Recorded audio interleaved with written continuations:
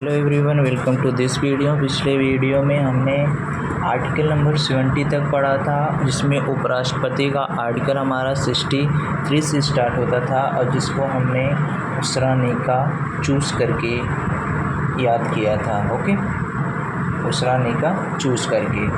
तो article number 63 में था, उसे आपका उपराष्ट्रपति का पद सदस्य सभापति का राज्यसभा का सभापति होता है, 64 आ जाएगा।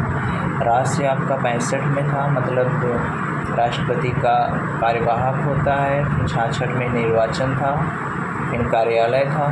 ओके, फिर 62 से आपका था 68 चुनाव का समय कितना होता है। सदस्य आपका राष्ट्रपति का उपराष्ट्रपति को कौन शपथ दिलाता है, तो उपराष्ट्रपति को शपथ दिलाता है राष्ट्रपति। ओके, फिर आर्टिकल नंबर 70 इमरजेंसी के लिए, जिसमें कोई पर जब संविधान खाली हो जाए तो उसके लिए रहता है। अब हम आर्टिकल नंबर 71 से स्टार्ट करेंगे।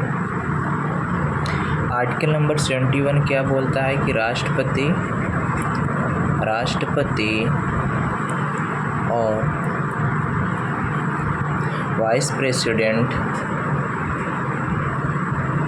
उपराष्ट्रपति के इलेक्शन में राष्ट्रपति उपराष्ट्रपति के चुनाव में कोई विवाद हो, चुनाव में विवाद, उसका मामला कौन देखता है, उसका मामला राष्ट्रपति उपराष्ट्रपति के चुनाव में कोई विवाद होता है तो उसका मामला सुप्रीम कोर्ट देखता है। Okay, supreme court. राष्ट्रपति उपराष्ट्रपति के चुनाव में विवाद, इसको में आर्टिकल नंबर 72 राष्ट्रपति को क्षमादान की शक्ति दी गई है। ओके, आर्टिकल नंबर 72 राष्ट्रपति की क्षमादान की शक्ति, क्षमादान की शक्ति। आर्टिकल नंबर 73 संघ की कार्यपालिका का विस्तार, मतलब संघ की शक्ति, ऐसे भी बोल सकती हो, संघ कार्यपालिका की शक्ति। मतलब संघ कार्यपालिका की शक्ति मतलब जैसे कोई भी कानून बना सकता है, तोड़ भी सकता है। ओके, कानून बना भी सकता है और तोड़ भी सकता है। कौन बोलता है? Article number 73। ओके, संघ कार्यपालिका की क्या शक्तियाँ, क्या पावर है, संसद की क्या पावर है, आपकी यूनियन का क्या पावर है। ओके, यूनियन कानून बना सकता है, तोड़ सकता है। आर्टिकल नंबर 73 क्या बोलता है? मंत्रिपरिषद, मतलब मंत्रिपरिषद होना चाहिए। काउंसिल ऑफ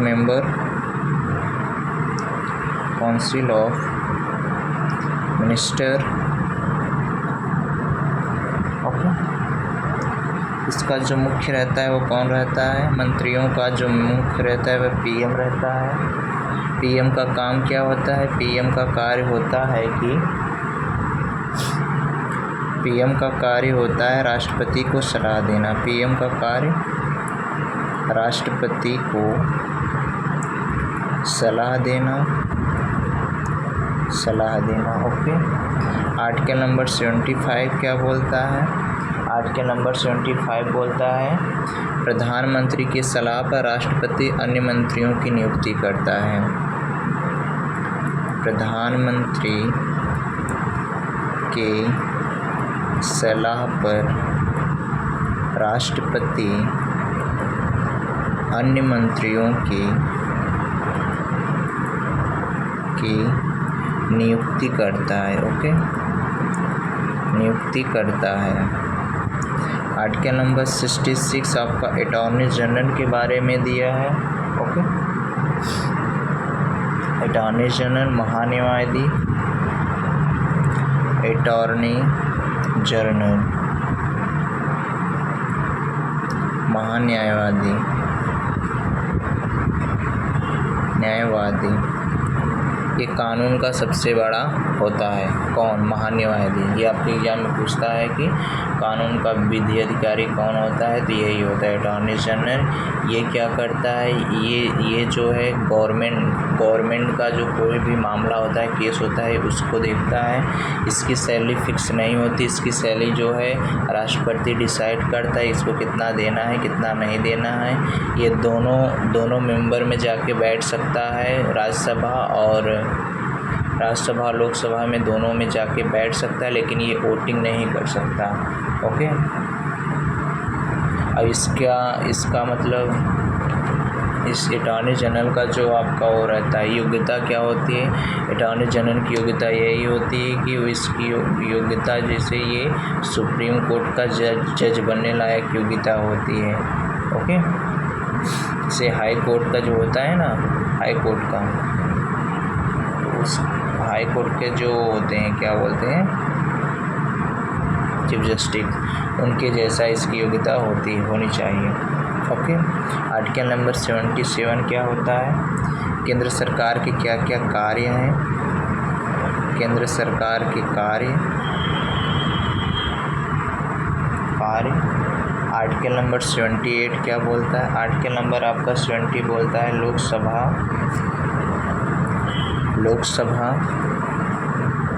लोकसभा और मंत्रिपरिषद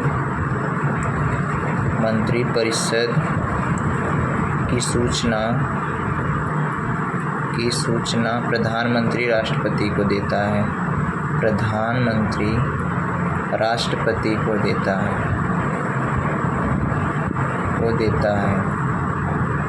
ओके, इतना चीज़ आपका हो गया। आर्टिकल नंबर हम देखते हैं 79। आर्टिकल नंबर आपका 79 संसद के बारे में है। संसद में हमारे 3 अंग हैं, पार्लियामेंट। संसद के हमारे 3 अंग हैं। ओके, इसके 3 अंग हैं संसद के, 3 अंग हैं संसद के। कौन कौन से अंग हैं? पहला लोकसभा, दूसरा राज्यसभा और तीसरा राष्ट्रपति। आपके एग्जाम में क्वेश्चन बहुत पूछता है, संसद के कितने अंग हैं? 3 अंग हैं। ओके, और सदन कितने हैं? सदन संसद के कितने हैं? तो 2 सदन हैं। कौन कौन से सदन हैं? एक राज्यसभा, दूसरा आपका लोकसभा। ओके, राज्यसभा को उच्च सदन बोला जाता है, उच्च सदन। इसका सभापति उपराष्ट्रपति होता है, और लोकसभा को निचला सदन बोला जाता है, निचला सदन।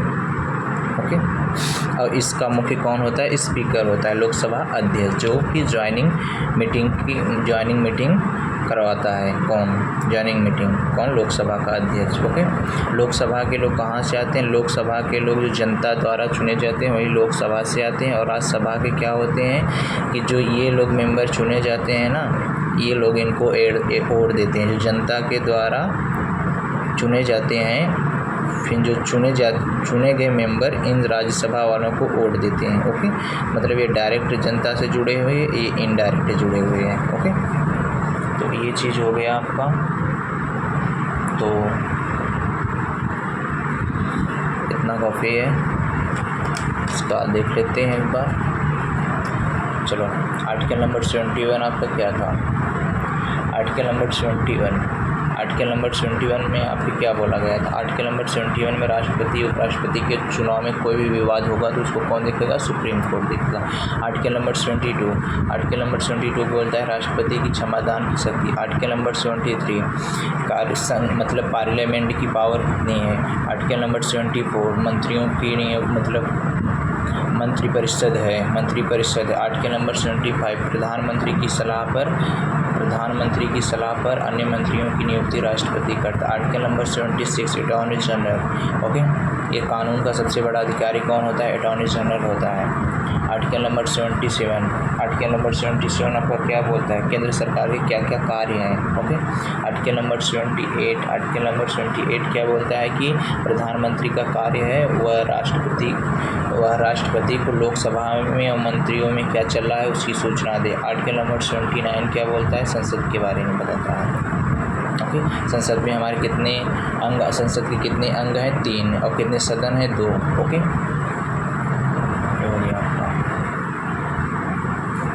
फिर से एक बार रिवीजन कर लो। चलो यहाँ से 79 में क्या बोलता है? संसद के कितने अंग हैं? 3। कौन कौन से? लोकसभा, राज्यसभा, राष्ट्रपति। सदन कितने हैं? 2, राज्यसभा, लोकसभा। आर्टिकल नंबर 78 क्या बोलता है कि प्रधानमंत्री राष्ट्रपति को सूचना देता है। आर्टिकल नंबर 77 क्या बोलता है? केंद्र सरकार क्या क्या कार्य क्या है। आर्टिकल नंबर 76 क्या बोलता है? Article number 76 attorney general. Article number 75 प्रधानमंत्री की सलाह पर अन्य मंत्रियों की नियुक्ति राष्ट्रपति करता है। आर्टिकल नंबर 74 क्या है? एक मतलब मंत्रिपरिषद है, मंत्रिपरिषद की बैठक, मंत्रिपरिषद। आर्टिकल नंबर 73 पार्लियामेंट का पावर कितना है, मतलब कार्यपालिका की पावर कितना है। ओके। आर्टिकल नंबर 72 राष्ट्रपति की क्षमतान की शक्ति। आर्टिकल नंबर 71 क्या है? राष्ट्रपति उपराष्ट्रपति कोई भी चुनाव में विवाद होगा तो उसको कौन देखेगा? सुप्रीम कोर्ट देखेगा।